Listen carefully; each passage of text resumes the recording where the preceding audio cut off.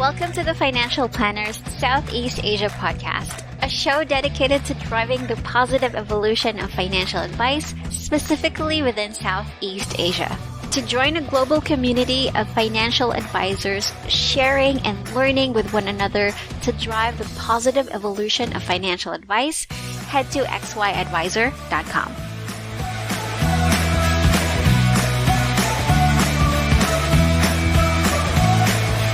Hey guys, welcome to another episode of the Financial Advisor Southeast Asian podcast. Gwen here, and today we have a financial advisor from Malaysia, Core Plus Advisory, and he has a philosophy that he is your a professional wealth tailor, unique and personalized financial blueprints through sound investment tools. So please help me welcome CK Goh. Hi, CK.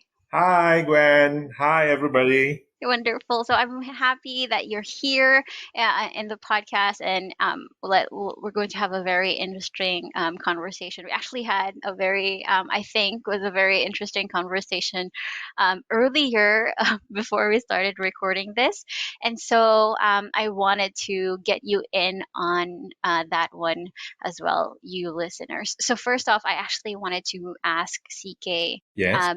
Well, let's start from the beginning. That is, like, how long have you been in the financial advice industry? I have been in the industry for like more than 15 years now. Yeah.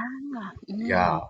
So I started it as a passion of my own, that I really interested on how should a person or even myself, when it come to financial planning, when it come to investment planning, it all started from my passion of investing.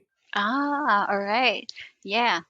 And like, so you started, okay, so I'm just going to put this in context. So before you actually, your first, let's say, career or your first passion wasn't actually financial advice, right? So what we discussed earlier before we started recording was that you have a master's degree in environmental studies. And then you mentioned that you found the love for financial advice through learning about investing. But how come someone who has a master's degree in environmental studies, which is around, science, like, how did that shift into financial advice? It all started from the lab or laboratory. Basically, I'm a research scientist by profession, or you can call it microbiologist, or you can call it scientists who try to discover new medicine, new drugs for the pharmaceutical company.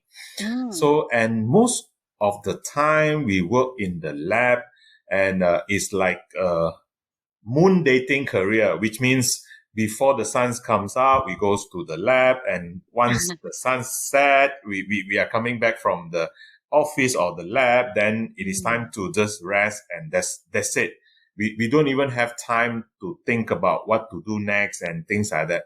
That's where I find that people who are actively or they are knowledgeable in scientific knowledge could actually need advice in terms of come to their life planning or come to their financial planning, which later I sort of like explore myself into, well, whether investment planning is another milestone which all scientists, people like me who needed help on.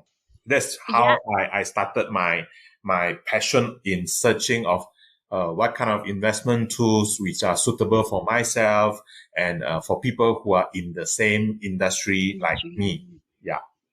Oh, that's very interesting because, and the reason why I find you switching careers, or have you switched careers, by the way, or are you still like somewhat practicing your previous career in science? No, I have switched careers since 15 years ago.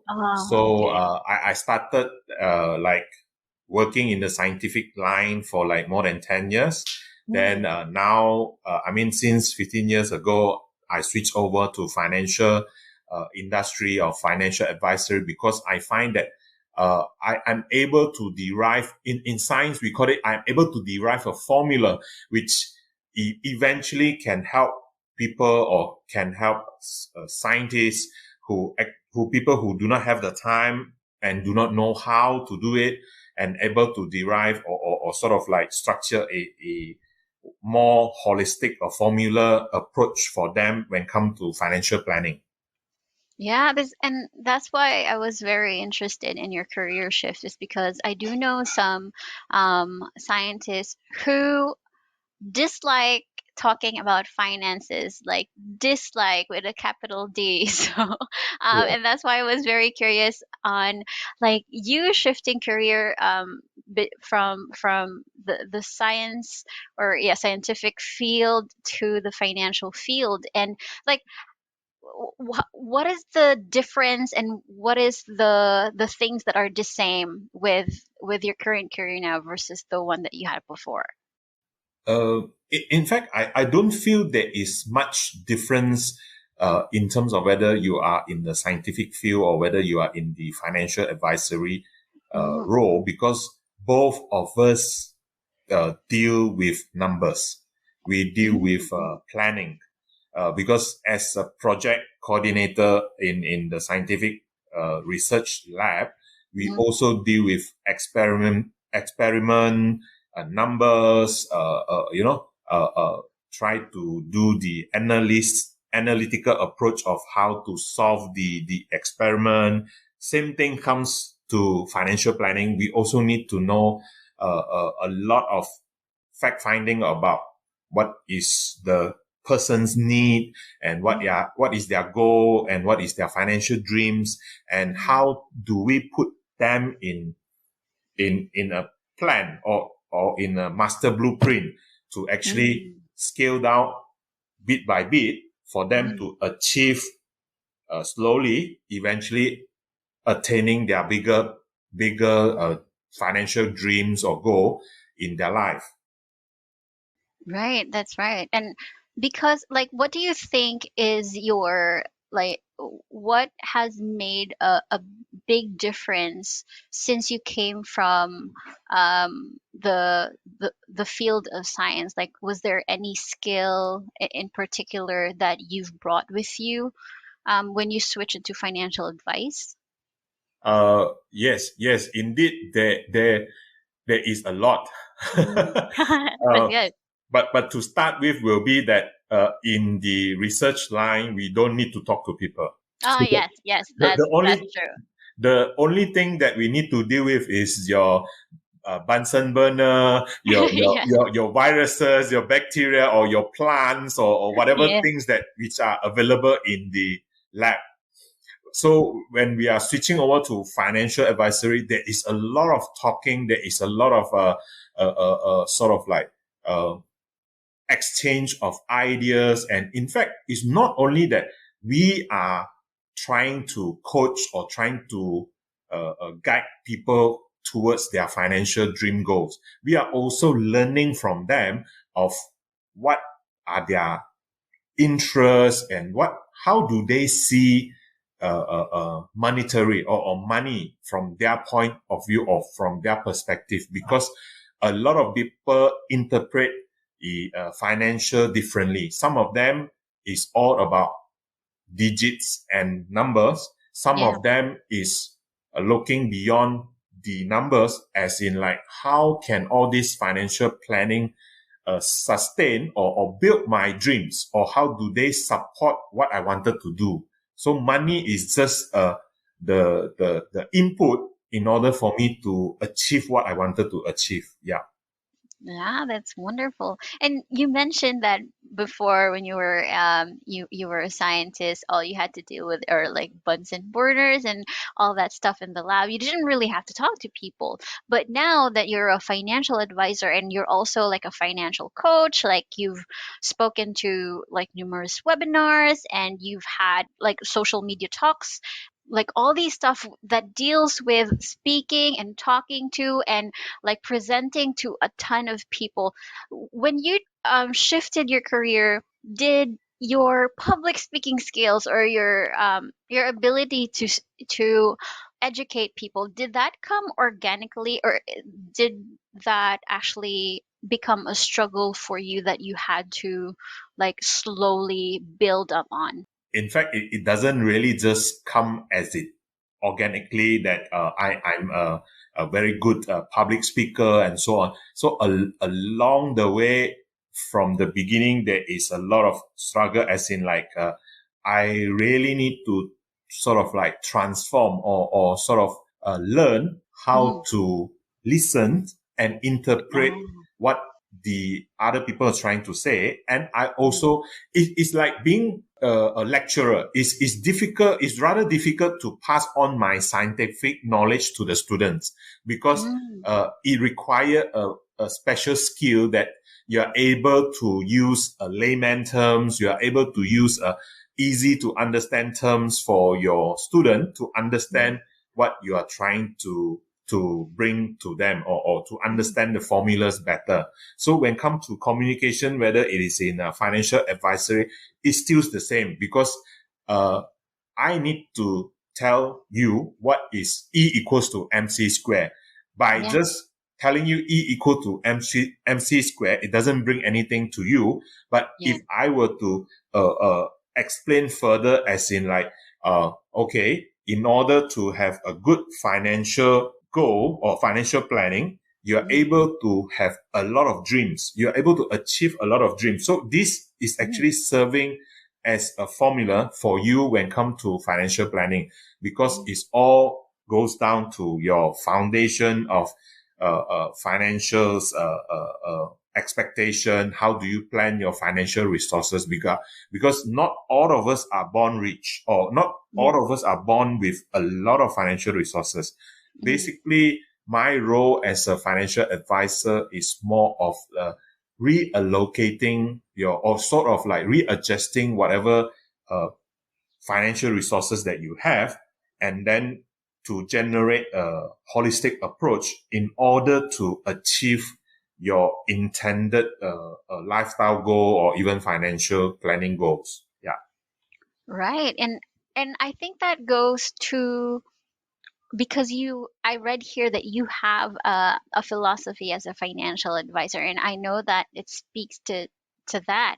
But can you tell us why you've chosen this philosophy that mentioned here that you're a professional wealth tailor, and I want to emphasize on the word tailor, in unique and personalized financial blueprints through investment tools. So, can you tell us more about this philosophy? As soon as I move into the financial advisory role, I Mm, find that we need to do something different, and I find that that is what the environment needs, or what the market needs. As in, like, we can't just use standard size that fits all across the board.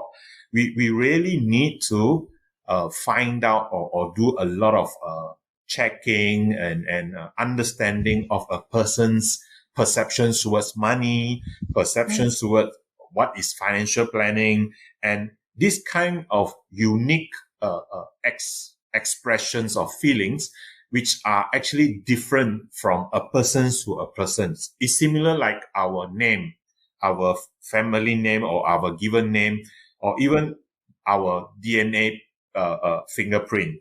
So mm, to me, that is actually very unique, as in like, I also want to throw in a challenge for myself, is that being a financial advisor, there is a lot of things that I need to know about a person's or a prospect, so that we are able to customize whatever plan or whatever steps require for such a person to continue being having a fulfilled financial plans.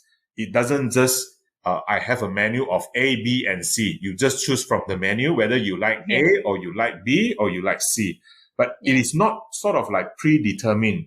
So that Mm, become a challenge for me that I would like to conquer the challenge to have more career satisfaction, that I'm able to coach the person or to guide the person one by what's one step at a time, eventually achieving what he or she even do not know that they wanted that, So in a way that along the discovery journey, we are able to sort of like help a person to find out, oh, this is actually what I want.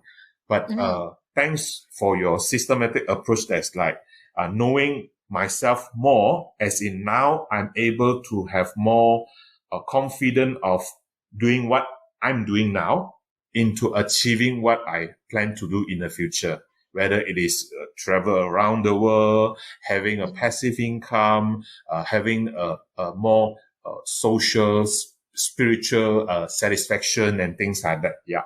Right, right, and that's true. And I really agree with you when you said that a financial advisor can definitely help their clients, discover the things that they want that they may not know that they've wanted. Um, and I think I've spoken with a financial advisor on a previous podcast that when they started their initial meeting, the client wanted this and that, and when the meeting ended, it turned out that the client actually wanted something different, and they were able to discover that together during the initial meeting. So I feel like that's very important.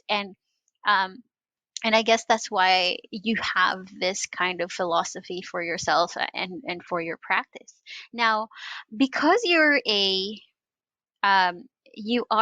have been a scientist before, and I know that you are surrounded with technology on your prior career. Do you also turn to technology as a financial advisor to help you and your clients get the best results?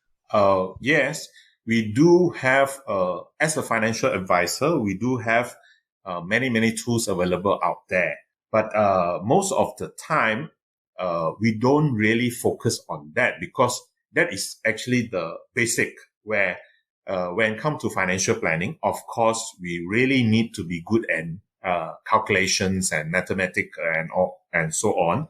But Mm, what I wanted to highlight here is that normally I don't advise people to fall into that trap, because we oh, don't want to be a data entry person. Of mm, course, there is a lot of tools out there which undeniable that it really do a lot of help for financial advisor. Okay, once you key in all the data, they will give you the summaries. They even teach you, they tell you what to do next and so on, everything. But that doesn't fit into the shoes of the client, because there is the element that is missing from these electronic tools, which I call it the empathy. Because when relocating your financial resources and finding the effective tools, it mm, always go back to the empathy portion of the client, whether mm, they do really need the electronic tools, or electronic tools is just merely creating the reports. Of course, mm, that is confirm the fundamental, the essential. But I'm looking now beyond that, as in like, what is your life fulfillment mm, once you have all these digits and numbers. So I'm more focusing on the uh, uh, finding or trying to match the financial resources that you have towards mm. the tools that you are. I'm more, how to say, I'm more, and I put more emphasis on the implementation part. Yeah. Mm, mm. All right, that's very interesting, CK, because in your previous career as a scientist, you are data driven, right? Numbers are everything, the results are everything. But now that you're in the financial advice, you're pushing now on like the emotions of the clients, as you mentioned, the how the clients would empathize to like the whole financial process that you've agreed upon, and that's very interesting. And I wonder, like, did that paradigm shift um, for you? Was it easy to grasp the idea that you should focus on this and this and this for your clients instead of like the numbers and the end results? To be honest with you, Gwen, I find that if we are going back to the numbers, is rather much easier than what I'm trying to explore and challenge Mm, myself yeah. into right now, because it's a lot of dealing with behavior, is a lot of Yes. dealing about emotional side Mm, of the financial planning, which is I find it is quite rather difficult, or mm, because due to it's also due to the nature of being Asian, because in yes. the Asian mentality, we sort of like shy to talk about. Just give you an example. In US, people will just express their love, and I love you, mom. I love you, dad. But Mm. you seldom find it in the Asian context. No matter how Definitely. a person's or your parents like you, they don't even talk in front of everybody. They don't even talk in front of you. So Mm. that is what I'm finding it rather difficult, as in like when come to the Asian context in financial planning. Yeah. Definitely, I agree. Here in the Philippines as well, talking about finances is especially a taboo. No one talks about that. No one talks about that in like family dinners because everyone ends up fighting. And there's always this disagreement because whenever the subject of money comes up, like the air is heavy, suddenly everyone's uncomfortable. And actually, growing up, I'd never understood that. But as I got older, I do like understand why. But I think that you're right. It's something that we have to change in order to progress. And I think that's one of the reasons why most or we're still here in Asia, we're still in the process of coming out of that, because I know that some people are not yet comfortable reaching out to financial planners because like they just feel that taboo, right?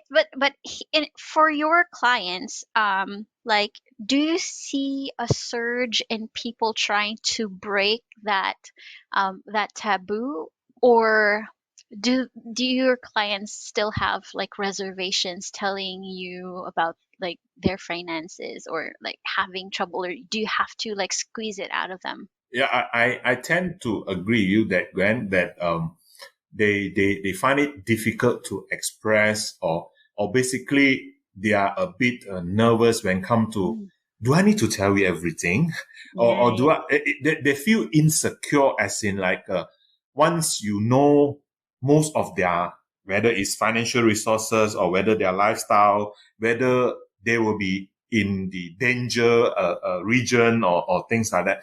So that's fine. I mean, based on my experience, that was most of the reason why people wouldn't want to express their financial positions, or what is their financial needs, what is their financial goals. That goes to like keeping it to themselves, or most of the time they just hope to do it DIY from the internet, looking at, oh, if I have this money, what should I do? Or if Yeah. I'm at this age, what should I have? What is the first step? And things like that. But they Mm, forgo, or the most important thing is that there's no one size fits all. yeah. And what you are experiencing might be different from what people are experiencing.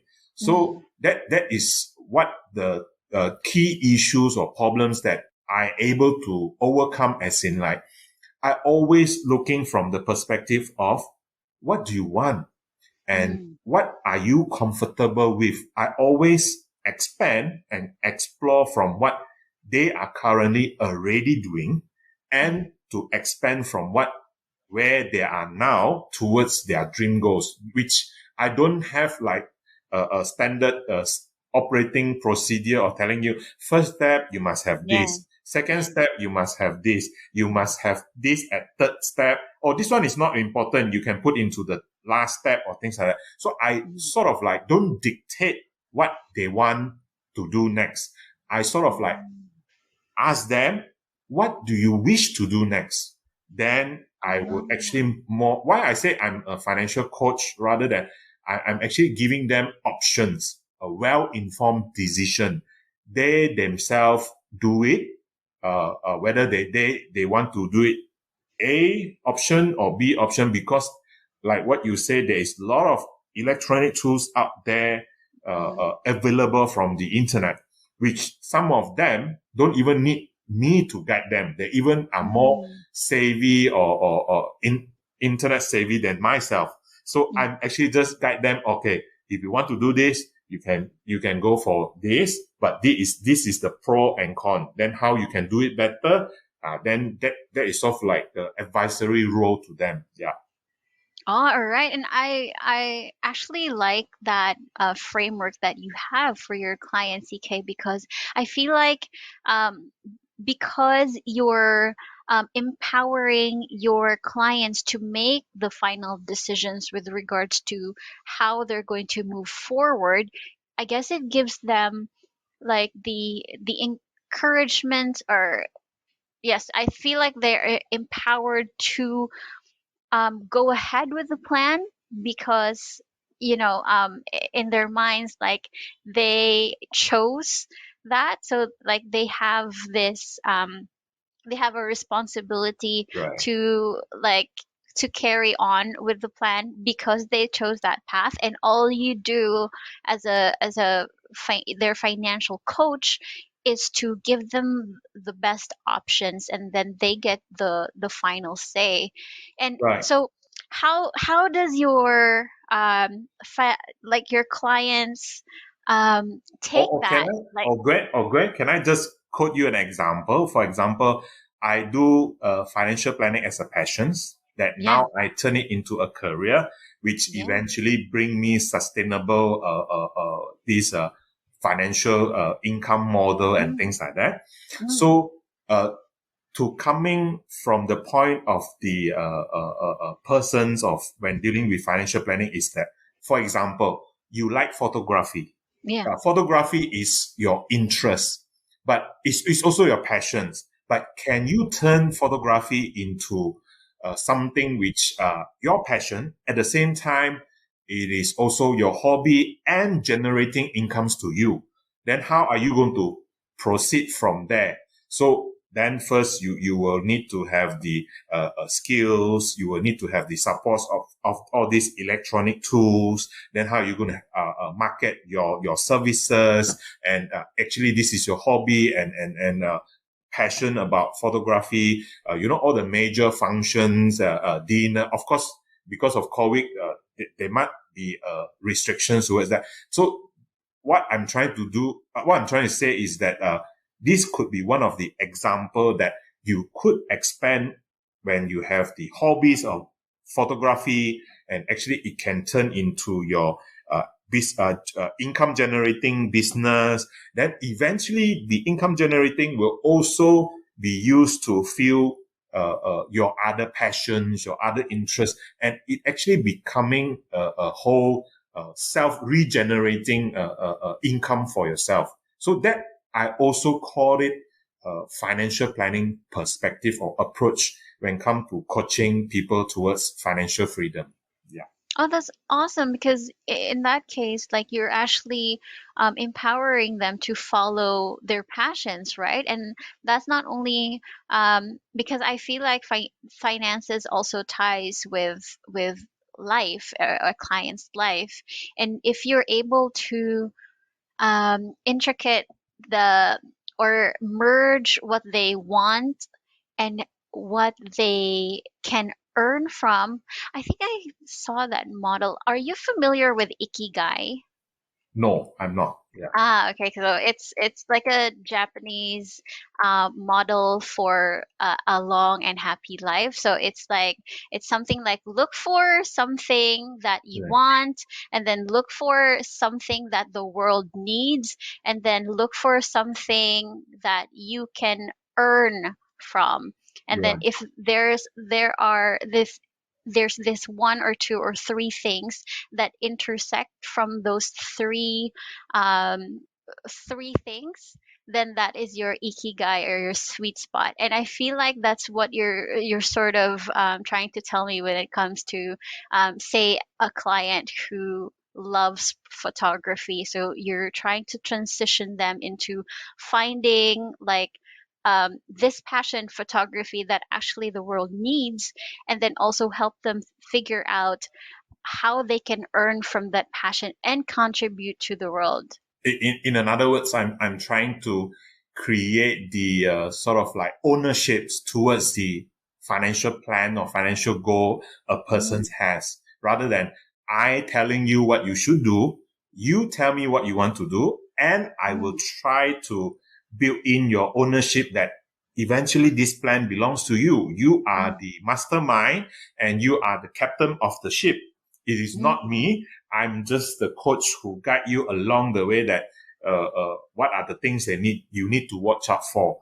I find that with this model or mm, financial planning model, most people are able to accept it sort of like easily as without sort of like fence up themselves towards, oh, mm. financial planner is trying to teach me what I cannot do, what I should do, and things like Ah, that. yeah. Yeah. Mhm. So there's more pushback if that happens, right? There's more Yes. pushback if like you're the type of financial advisor who's telling them what to do instead of empowering them to make their own decisions. Right, right, right. Right. And that's really awesome. And I guess my next question would be, since you've been in the financial advice industry for such a long time, do you now have ideal clients?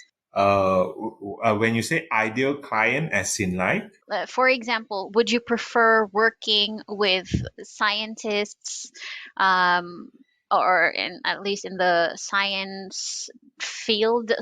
field that is, or is do you provide advice to all life stages? basically, I do have a specific target ideal Mm, group of client, which are mm, normally because I myself are married with children and so on. mm, So basically, I would prefer, or I do have vast experience dealing with people who are married, who are having children at their young age. And most of the time, I'm able to grasp their understanding or what are their needs because I myself is in that cycle of life. But of course, when come to the financial professional advisory, we don't select a target group. mm, I deal with anyone who are actually from the fresh graduates up to the retirement age, whether you are married with children, you are single, you just started work. We do have that's why I always use the customized and unique approach or sort of like because I find that different stages, when you are in different stages of life, your mm, financial goal or your financial plannings tends to be different from each other. So mm, that is also a reason why I do not have an ideal group of clients that I deal with. So, the youngest client that I have is, 18 years old up, oh, nice. up to the age of like, 78 years old. Yeah. Ah, that's awesome. So you're able to provide service to a wide range of people. And how often do you see them throughout the year? Normally, I have actually have this schedule to meet with them at Mm, least once a year or mm, maybe twice a year. That's the max because I don't believe in every month I need to see you, and because things take times to grow and it doesn't just become an instant that, okay, today we set the plan, tomorrow we'll see the result. No, it doesn't work that way. It's just that, I will need to have the patient, or the client will need to have the patience to actually work with me hand in hand for this coming at least 5 to 10 years. Yeah. All right. That's so awesome because and yes, I fully agree that it doesn't like results don't happen overnight. So it's really nice to, take it slow and make sure that your clients are consistent rather than like checking up on them every so often. And then maybe even the clients might get frustrated at because they feel like they're not seeing results if they see you every week and the numbers are still the same. Right. But I also would like to eliminate the taboo is like, once I engage a financial advisor, I need to stuck with that guy or that person for the rest of my life. That is not true, because most of us started financial advisory is to ensure that you are financial savvy, you are independent. Eventually, you are able to stand on your own. So, which Yeah. means if we were to work hand in hand for this coming 3 to 5 years, or maybe beyond 5 years, that's it. One day, there will be a time where you need to be independent and you work on your own. That is the ultimate job satisfaction or career satisfaction that I have, that push me further into financial advisory is I want you to be successful on your own also, without my assistance or my further guidance. So that's something that why create the passion and push me further down the financial advisory career or pathway. Yeah. All right, that's so awesome. And yes, definitely, I'm 100% with you on that. Well, CK, thank you so much. You're welcome. I've heard a lot of great things, and I'm sure that our listeners truly appreciate all of the gold nuggets you shared with us in this short podcast session. But before we do leave, I'd like to ask, what would be the ultimate advice that you'd like to share to people who are listening right now who may want to be in the financial advice industry? Maybe they're scientists, maybe they're teachers, and they're not sure, but they want to, but they're still afraid to take the leap. So my advice is very simple. Follow your heart, find your mentors, and do not be afraid to explore. That is very true things that a lot of us who are afraid of to take the first step. Yeah. All right, awesome, very much so, because like the first step is always the hardest. All right, thank you so much, CK. I Thank you, had Gwen. fun, asking you questions, and thank you so much for coming in. Have a good one. Thank you, Gwen.